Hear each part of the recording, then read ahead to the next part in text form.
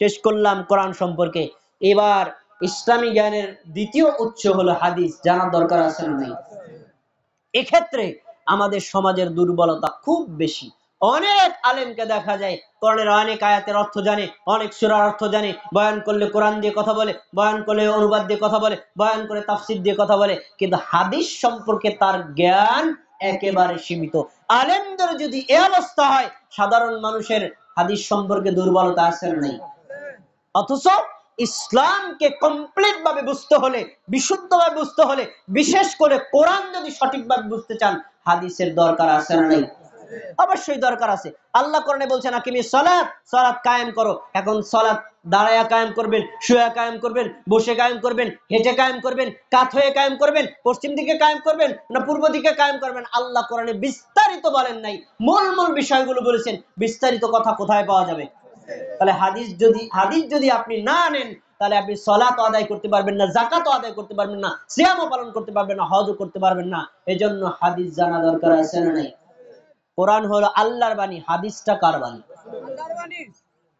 দুই ভাগে ভাগ। কে বলছেন রাসূলের বাণী, কে বলছেন আল্লাহর বাণী? এবার কথা ঠিক আছে। আপেক্ষিক সত্য। কেউ যদি বলে হাদিস আল্লাহর বাণী, আপেক্ষিক সত্য। কেউ যদি বলে হাদিস রাসূলের বাণী, আপেক্ষিক সত্য।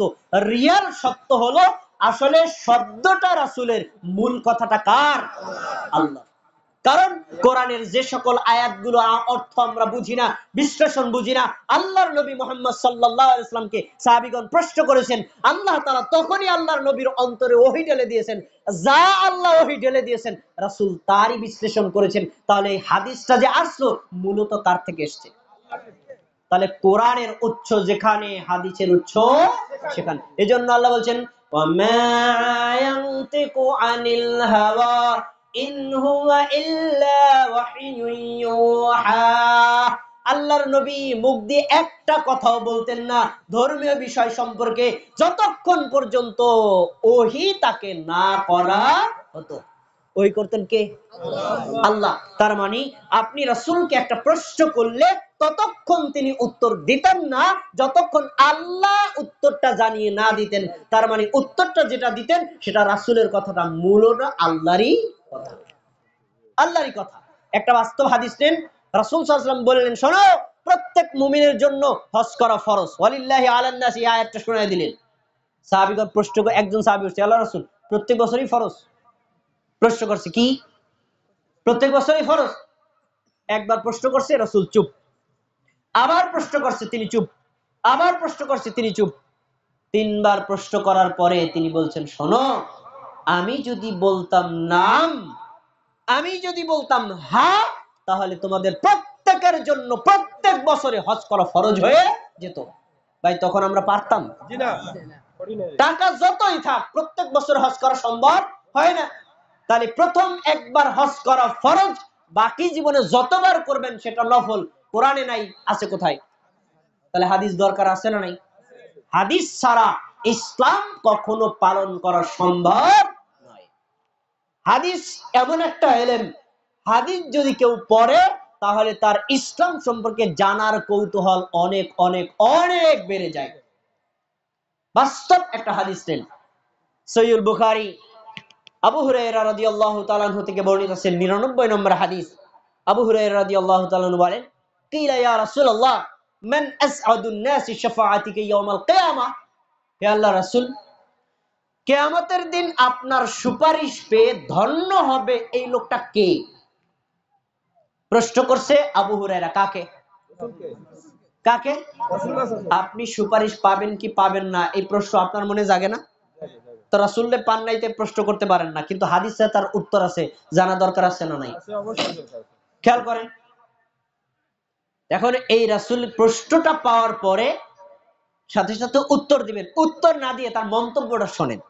ক্বালা, রাসূল বলছেন, লাকাদ রাআইতুকা, আমি তোমাকে দেখলাম, হিরসিকা আলাল হাদিসি, হাদিসের প্রতি তোমার এত আগ্রহ, এত জানার চেষ্টা, এত জ্ঞান অর্জনের লিপ্সা, আমার আশঙ্কা হয়েছে এরকম গুরুত্বপূর্ণ প্রশ্ন আবু হুরায়রা ছাড়া কেউ করতে পারবে না। তার মানে প্রশ্নটা গুরুত্ব আছে না নাই? আপনি রাসূলের সুপারিশ পাবেন কি পাবেন না, দরকার আছে না নাই? এবার শোনেন, পরে বলছেন আসআদুন নাসি শাফাআতি ইয়াউমাল কিয়ামাতি মান ক্বালা লা, পড়েন সবাই, লা ইলাহা ইল্লাল্লাহ খালিসাম মিন কলবিহি। আমার উম্মতের মধ্যে সেই বান্দা, সেই উম্মতটা কিয়ামতের দিন আমার সুপারিশ পাবে যে ব্যক্তি লা ইলাহা ইল্লাল্লাহ বলেছে, শুধু ঠোঁট দিয়ে নয়, কি দিয়ে? অন্তর দিয়ে, বিশ্বাসের সাথে। বলেন সুবহানাল্লাহ। কি দিয়ে বলতে হবে? আপনাদের এলাকায় হিন্দুদের বসবাস আছে না নাই? হিন্দুরা লা ইলাহা ইল্লাল্লাহ বলতে পারে না? না, অনেকে বলে, তা কি জানেন? বলে কি বলে না? আপনি দেখবেন যারা পাখি পালে, ময়না পাখি, টিয়া পাখি, অনেক সময় কথা শিখালে কথা বলতে পারে, দেখছেন? লা ইলাহা ইল্লাল্লাহ বলাইলো, লা ইলাহা ইল্লাল্লাহ বলে, তাহলে ময়না পাখি কি আর রাসূলের সুপারিশ পাবে? তো কি বুঝাইছেন এটা দ্বারা? এজন্য রাসূল শর্ত দিয়েছেন, শুধু লা ইলাহা ইল্লাল্লাহ বললেই হবে না, খালিসাম মিন কলবি, অন্তরে দৃঢ় বিশ্বাসের সাথে বলতে হবে আল্লাহ ব্যতীত সত্য কোন ইলাহ আছে? আছে। তার সত্য ইলাহকে, এই বিশ্বাস যদি আপনার অন্তরে থাকে, কিয়ামতের দিন আপনি রাসূলের সুপারিশ পেয়ে ধন্য হয়ে যাবেন। রাসূলের সুপারিশ যে পাবে সে কোথায় যাবে? জান্নাতে। আপনি কোথায় যেতে চান? এখন এই হাদিসটা কেন বললাম? রাসূল সাল্লাল্লাহু আলাইহি ওয়াসাল্লাম আবু হুরায়রাকে বললেন, আবু হুরায়রা, এই যে গুরুত্বপূর্ণ প্রশ্ন তুমি করলা, হাদিসের প্রতি তোমার আগ্রহ আছে এজন্য প্রশ্নটা জেগেছে, তার মানে হাদিস জানলে তার জ্ঞানের কৌতূহল বাড়ে না কমে? এক নম্বর ফজিলত পেন। দুই নম্বর, কেউ যদি হাদিস জানে, আল্লাহ তাআলা তার আর্থিক অভাব অনটন দূর করে দেন। এই একই আবু হুরায়রা থেকে বর্ণিত সহিহ বুখারী হাদিস। আবু হুরায়রা রাদিয়াল্লাহু তাআলা আনহু একদিন এইভাবে কাত্তান কাপড়, মানে উৎকৃষ্ট মানের কাপড়, অনেক দামি কাপড়, বিশ্বের সেরা কাপড়, কাপড় দিয়ে নাকের ময়লা মুছছেন, আর বলছেন বাক বাক আবু হুরায়রা ইয়াতামাক্কাতু মিন কাত্তান। আবু হুরায়রার কি আর্থিক উন্নতি হয়েছে যে নাকের ময়লাটা পর্যন্ত বিশ্বের শ্রেষ্ঠ কাপড় দিয়ে মুছে। বলেন সুবহানাল্লাহ। এখন তার পিছনের কথা স্মৃতিচারণ করছেন আবু হুরায়রা, বলছেন আবু হুরায়রার একটা সময় এমন গেছে, রাসূলের দরবারে পড়েছিল, আবু হুরায়রা খাবার পায়নি, ক্ষুধার তাড়নায় একদম মসজিদের দরবার, মসজিদের মধ্যে রাসূলের মানে মেম্বার আর আয়েশা রাদিয়াল্লাহু তাআলা হুজরার মাঝখানে তিনি শুয়ে থাকতেন, ক্ষুধার তাড়নায় একবার বেহুশ হয়ে যেতেন, মৃগী রোগের মতো হতো। মানুষ নামাজ পড়তে আসতো, আসার সময় সবাই বলতো কি আবু হুরায়রা মনে হয় পাগল হয়ে গেছে, দেখো মসজিদের দরজায় শুয়ে রয়েছে। তা যাওয়ার সময় এভাবে একটু পা দিয়ে ধাক্কা দিত। কেমন কষ্ট করেছে রাসূলের হাদিস জানার জন্য। বলছে আবু হুরায়রার এত আর্থিক দুর্বলতা ছিল, আর্থিক এত কষ্ট ছিল, খাবার পেত না। আল্লাহ রাসূল সাল্লাল্লাহু আলাইহি ওয়াসাল্লামের হাদিস জানার কারণে আজকে আবু হুরায়রার কি আর্থিক উন্নত হয়েছে। সুবহানাল্লাহ। তাহলে হাদিস জানলে আর্থিক অবস্থা, দুর্বলতা কাটিয়ে দেন কে? এটা হাদিসের একটা বারাকা, হাদিসের একটা কল্যাণ।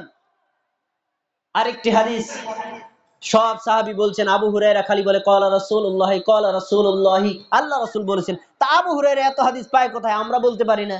তখন আবার তিনি ব্যাখ্যা দিচ্ছেন, সে ব্যাখ্যাটা সহিহ বুখারীতে ইমাম বুখারী সংকলন করেছেন যে আমার আনসারী ভাইদের ছিল কৃষি ক্ষেতে কাজ, তারা কৃষি ক্ষেতে কাজ করত, আর মুহাজির ভাইরা বাজারে গিয়ে ব্যবসা বাণিজ্য করত। তো তাদের ব্যবসা বাণিজ্য, কৃষি ক্ষেতে কাজ কর্মের কারণে রাসূলের দরবারে সব সময় থাকতে পারে নাই। আমার কোনো ক্ষেত নাই, কোনো ব্যবসা নাই, কোনো স্ত্রী নাই, সন্তান নাই, কিচ্ছু নাই, আমি রাসূলের দরবারে পড়ে থাকতাম 24টা ঘন্টা।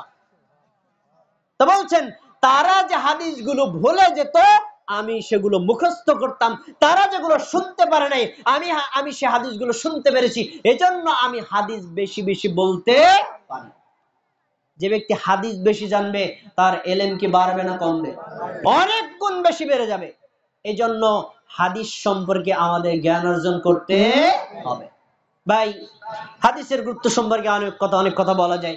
এবার একটা প্রশ্ন, শুধু হাদিস পড়লেই হবে না, উসুলুল হাদিস সম্পর্কে জানাটাও জরুরি। মাদ্রাসায় যখন পড়ায় তখন উস্তাদরা অনেক মানে কঠিন করে বলে, এখানে যে সাধারণ কিছু মানুষ আছেন আপনাদের বুঝতে কষ্ট হবে, আমি একদম সহজ ভাষায় বলি, আপনাদের বুঝতে সহজ হবে। বিষয়টা হলো এমন যে হাদিস যখন আপনি জানবেন তখন অবশ্যই উসুলে হাদিস যদি জানা না থাকে তাহলে আপনি ভুল করতে পারেন, ভুল আমল করতে পারেন। এজন্য উসুলে হাদিস জানতে হবে। উসুলে হাদিসটা কি? হাদিস সনদের আলোকে দুই ভাগে ভাগ করা হয়েছে। কয় ভাগে? এক হলো মাকবুল আর এক হলো মারদুদ। মাকবুল মানে গ্রহণযোগ্য, আমলযোগ্য, আর মারদুদ মানে প্রত্যাখ্যাত, গ্রহণযোগ্য নয়। কোনগুলো? যেগুলো সহিহ হাদিস সেগুলো গ্রহণযোগ্য, আমলযোগ্য। দুই, যেগুলো হাসান হাদিস সেগুলো গ্রহণযোগ্য, আমলযোগ্য। এগুলো হলো মাকবুলের অন্তর্ভুক্ত। আর যেগুলো হলো জয়ীফ আর যেগুলো মাউজু, জয়ীফ মানে দুর্বল, মাউজু মানে বানানো, মানে রাসূল বলেন নাই কিন্তু রাসূলের নামে মানুষ বানায়া বলছে, এর উপর আমল করা যাবে? তাহলে দুই প্রকার হলো, কিছু হাদিস আমল করতে হয়, বিশ্বাস করতে হয়, আর কিছু হাদিস আমল করা যায় না। সহিহ হাদিসের উপর বিশ্বাস করতে হবে, আমলও করতে হবে। হাসান হাদিসের উপর বিশ্বাস করতে হবে, আমলও করতে হবে। আর জয়ীফ হাদিসের দুইটা স্তর, জয়ীফুন জিদ্দান মারাত্মক দুর্বল, আর কিছু আছে সাধারণ দুর্বল। সাধারণ দুর্বল হাদিসের এক শর্তে আমল করা যায়, সেটা হলো এই হাদিসটার ভিত্তি যদি কোনো অন্য সহিহ হাদিস থাকে এবং হাদিসটি ফজিলত বর্ণনা করে, তখন জয়ীফ হাদিসের উপর আমল করা যাবে। কিন্তু যদি এটার সহিহ কোনো ভিত্তি না থাকে, হাদিসটা যদি মারাত্মক দুর্বল হয়, তাহলে দুর্বল হাদিসের উপর আমল করা জায়েজ নেই। এরপরে আসেন মাউজু। মাউজু মানে রাসূল বলেন নাই কিন্তু রাসূলের নামে বানিয়ে বলা হয়েছে, এটাকে বলা হয় মাউজু, বানোয়াট হাদিস।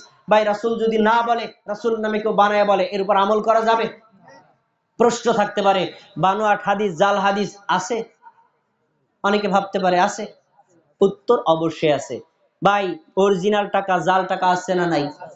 অরিজিনাল ভোট আর জাল ভোট আছে না নাই? অরিজিনাল দলিল জাল দলিল আছে না নাই? যিনি বিশুদ্ধ নবী, আমাদের নবী ছিলেন আসলেই আল্লাহর প্রেরিত নবী, আর মুসাইলামাতুল কাজ্জাব উনি কি আসল নবী না ভণ্ড নবী? তাহলে ভণ্ড যেমন নবী হয়, জাল যেমন দলিল হয়, জাল যেমন ভোট হয়, জাল যেমন টাকা হয়, অনুরূপ জাল হাদিসও হয়। তো কিভাবে ধরবেন জাল হাদিস? ধরার কিছু কৌশল আছে। একটা কৌশল আমি আমার বাস্তবে প্রয়োগ করেছি, কৌশলটা আপনাকে শোনাই। একজন হাফেজ, মাওলানা, মুফতি আমার সাথে কথা বলছেন আমার কক্ষে বসে। তিনি কথা প্রসঙ্গে বলছেন, আল্লাহ তাআলা কোরআনে বলেছেন, লাউলা খালাকতুল মা খালাকতুল আফলাক, হে নবী আমি যদি আপনাকে সৃষ্টি না করতাম, আসমান জমিন কোনো কিছু আমি সৃষ্টি করতাম না। এই বাণীটা আপনারা শুনেছেন না শোনেন নাই? শুনেছেন? কাদের মুখে? সাধারণ মানুষের মুখে? ইংরেজি শিক্ষিত লোকের মুখে? কাদের মুখে? আলেমদের মুখে। তার মানে আপনারা বুঝে নিয়েছেন এটা কি? হাদিস। আচ্ছা, একথা যখন বললেন তখন আমি তাকে বললাম, আপনি কি বলেছেন একটু বুঝে বলেন। তা আবার রিপিট করলো। এবার আমি তাকে বললাম, আপনি যে হাদিসটা বললেন এটা যদি কোরআন মাজিদের শুরু থেকে শেষ পর্যন্ত যে কোনো এক জায়গা থেকে দেখাতে পারেন, আমি আপনাকে 1,00,000 টাকা দিব। আর যদি দেখাতে না পারেন, ভাই আপনার টাকা দেওয়ার দরকার নেই, আপনি কি করবেন বলেন? এবার তিনি একটু থতমত খেয়ে গেছে। মানে কি, তার কথাটা সঠিক হলো না ভুল হলো, একটু আটকে গেছে। তখন যে বলছে, কোরআনে নাও থাকলে হাদিসও তো থাকতে পারে। একটু আগে বলেছে কিসের কথা? কোরআনের কথা যদি আমি বলি, কোরআনে যদি না থাকে, তাহলে কার নামে মিথ্যা বলা হয় বলেন তো? আল্লাহর নামে মিথ্যা বলা কি মহাপাপ, জাহান্নামের একটা কারণ। এরপরে যে বলছে হাদিসে থাকতে, আমি বলছি থাকতে পারে বললে হবে না। কোন হাদিসে? বুখারী, মুসলিমি, তিরমিজি, আবু দাউদ, নাসাই, মুসনাদে আহমদ, সহিহ ইবনে খুজাইমা, সহিহ ইবনে হিব্বান, সুনানে দারমি, সুনানে দারাকুতনি, কোন হাদিসের কিতাবে বলেন? তখন আর তিনি বলতে পারেন না। মানে এই হাদিসটা কোন হাদিসের কিতাবেই নেই। যে হাদিস হাদিসের কিতাবে নাই, এটাকে হাদিস হতে পারে? তাহলে কি হাদিস? জাল হাদিস। জাল হাদিস বলা হারাম, প্রচার করা হারাম, বিশ্বাস করা হারাম, আমল করা হারাম। জাল হাদিস যদি কেউ বলে, তো রাসূল সাল্লাল্লাহু আলাইহি ওয়াসাল্লাম বলছেন, মান কাযাবা আলাইহি মুতাআম্মিদান ফালিয়াতাবাওয়া মাকআদাহু মিনান নার। কেউ যদি আমার নামে একটা মিথ্যা কথা বলে, সে ইচ্ছা করে তার ঠিকানাটা জাহান্নামে নিজেই বানায় নিছে। তাহলে জাল হাদিস বললে কি হবে? জাহান্নামে যাওয়া লাগবে। জাল হাদিস কি সাধারণ লোকেরা বলে না আলেমরা বলে? তাহলে আলেমদের হাদিস সম্পর্কে সচেতনতা দরকার আছে না নাই? অবশ্যই দরকার। এখন সহিহ হাদিস কোথায় পাবো, হাসান হাদিস কোথায় পাবো, জয়ীফ হাদিস কোথায় পাবো, জাল হাদিস কোথায় পাবো? আপনাদেরকে মাত্র 3-4টা কিতাবের নাম বলবো, নামগুলো মনে রাখতে পারবেন, কারণ নামগুলো আগেও শুনেছেন। শোনেন, 1 নম্বর সহিহুল বুখারী। কি বলেন? আমাদের দেশে হুজুররা বলে বুখারী শরীফ, আসলে বুখারী শরীফ না, এটার নাম কি? সহিহুল বুখারী। 2 সহিহুল মুসলিম, কিন্তু বলে কি মুসলিম শরীফ না। বুখারী আর মুসলিম এই দুইটা হাদিসের কিতাবে যত হাদিস আছে সব হাদিস সহিহ, একটা হাদিসও জয়ীফ নাই, একটা হাদিসও জালও নাই। তার মানে সহিহ বুখারী এবং সহিহ মুসলিম এটা প্রত্যেকটা মুসলিম পড়তে পারে, বিশ্বাস করতে পারে, আমল করতে পারে নির্দ্বিধায়, এতে কোনো দ্বিধা সংকোচ নেই। একজন আলেমের রেফারেন্স আপনাকে দিচ্ছি, খলিল আহমদ সাহারানপুরি, দেওবন্দের যিনি একজন শাইখুল হাদিস ছিলেন, তিনি মারা গেছেন, আল্লাহ তাকে ক্ষমা করুন। তিনি বুখারী শরীফের শরহ লিখেছেন, সেখানে বলেছেন আসাহুল কুতুবি বা'দা কিতাবিল্লাহ। আলেমগণ এই বিষয়ে একমত হয়েছেন, আল্লাহর কিতাব কোরআনের পরে সবচেয়ে বিশুদ্ধ হাদিসের কিতাবের নাম কি? বুখারী। তার মানে সহিহ বুখারী মুসলিমের সব হাদিস সহিহ, আপনি আমলও করতে পারবেন, প্রচারও করতে পারবেন, বিশ্বাসও করতে পারবেন। বুখারী থেকে কেউ যদি এমন একটা হাদিস আমল করেন যে হাদিস আমাদের সমাজে চলে না, তখন আমাদের দেশের মানুষ এগুলো বাধা দেয় কি দেয় না? যারা বাধা দেয় তারা বুঝতে হবে হাদিস সম্পর্কে তারা মূর্খ। কেউ যদি রাসূলের একটা আমলকে বাধা দেয়, মূলত ওই ব্যক্তিকে বাধা দেওয়া হলো না, স্বয়ং আল্লাহর রাসূলের আমলকে বাধা দেওয়া হলো, স্বয়ং রাসূলের হাদিসকে বাধা দেওয়া হলো। যে ব্যক্তি রাসূলের হাদিসের বাধা দেয়, তাহলে সে ব্যক্তির আর ঈমান থাকে না। এরপরে তিরমিজি, আবু দাউদ, নাসাই, 3টা হাদিসের কিতাবের নাম বললাম। আরেকটা হলো মুসনাদে আহমদ। এই 4টা হাদিসের কিতাবে সহিহ হাদিস আছে, জয়ীফ হাদিস আছে, কিন্তু কোনো জাল হাদিস নেই। যেগুলো জয়ীফ আপনি সেগুলো ইন্ডিকেট করে আলাদা করে, বাস বাকি সহিহ হাদিসগুলো আমল করবেন, বিশ্বাস করবেন, প্রচার করবেন নির্দ্বিধায়। এরপরে আছে ইবনে মাজাহ, মিশকাতুল মাসাবি, সুনানে দারামি, সুনানে দারাকুতনি, আরো অনেক হাদিসের কিতাবের নাম আছে, যে হাদিসের কিতাবগুলোতে সহিহ হাদিস আছে, জয়ীফ হাদিস আছে, জাল হাদিসও আছে। আপনি যতক্ষণ পর্যন্ত জাল হাদিসগুলো ইন্ডিকেট করতে না পারবেন, জয়ীফ হাদিসগুলো ইন্ডিকেট করতে না পারবেন, ততক্ষণ পর্যন্ত সাধারণ মানুষের জন্য ওই হাদিসের কিতাবগুলো পড়াতে মানে লাভের চাইতে ক্ষতির পরিমাণটা বেশি হতে পারে। এজন্য আমরা চেষ্টা করব বুখারী, মুসলিম, তিরমিজি, আবু দাউদ, নাসাই এই হাদিসে এই 5-6টা কিতাব যদি পড়েন, ইসলামের সব বিষয় না হলেও প্রায় 90% বিধান এর মধ্যে চলে আসে। প্রিয় ভাইরা, তাহলে আমরা এই হাদিসের কিতাবগুলো পড়ব, বিশ্বাস করব আর আমল করব। আল্লাহ আমাদের তৌফিক দান করুন, বলেন আমিন। আচ্ছা, এবার